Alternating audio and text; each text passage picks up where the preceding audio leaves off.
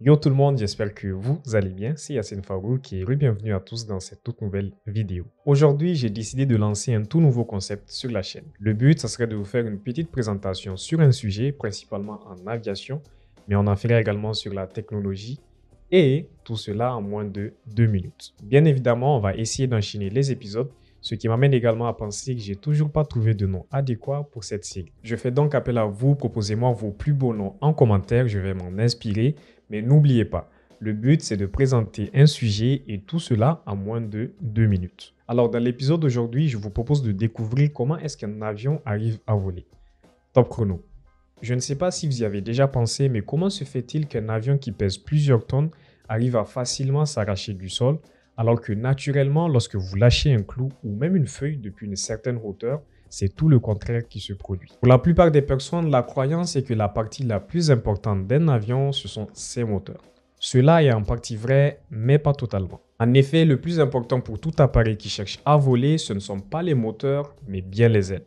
Et c'est d'ailleurs de cette même façon que les oiseaux eux aussi arrivent à voler alors même qu'ils n'ont pas de moteur. Elle était vraiment mauvaise celle-ci. Si vous avez déjà pu approcher une aile de tout près, vous avez probablement remarqué qu'elle a un profil assez particulier qui est courbé. La partie basse appelée intrados a un profil qui est assez linéaire alors que la partie haute appelée extrados, elle, est bombée. Vous remarquez donc par la même occasion que l'extrados a une longueur qui est bien plus grande que l'intrados. De cette façon, lorsque l'avion accélère, grâce donc cette fois-ci à ses moteurs, vous avez un filet d'air qui vient recouvrir la totalité de l'aile. L'air qui s'écoule sur l'extrados devant parcourir une plus grande distance va donc accélérer afin de rattraper l'air qui s'écoule en dessous sur l'intrados. Et c'est cette accélération de l'air qui va créer une zone de basse pression au-dessus de l'aile. La pression étant donc bien plus basse au-dessus de l'aile qu'en dessous, elle va tout simplement être aspirée vers le haut. La résultante de cette accélération est donc ce qu'on appelle la portance.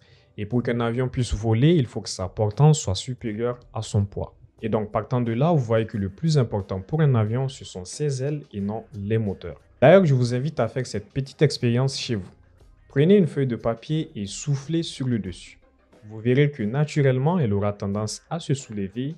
C'est la portance.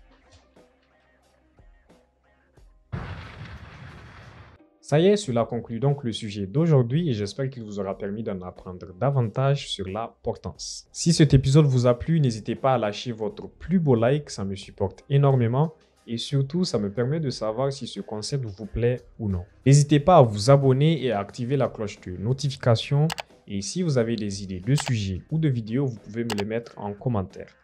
Entre-temps, j'espère vous revoir dans une très prochaine vidéo. C'était Yacine Farouk et à très bientôt. Peace. I am what I am, what I'm not, see I never be. Niggas whooping up until we meet. Catch him like and put him on TV. And if I should die, I'm boosting the murder rate. My niggas gon' slide every day. He been talking that shit, I can't wait. So it's I am what I am, what I'm not, see I never be. Niggas whooping up until we meet.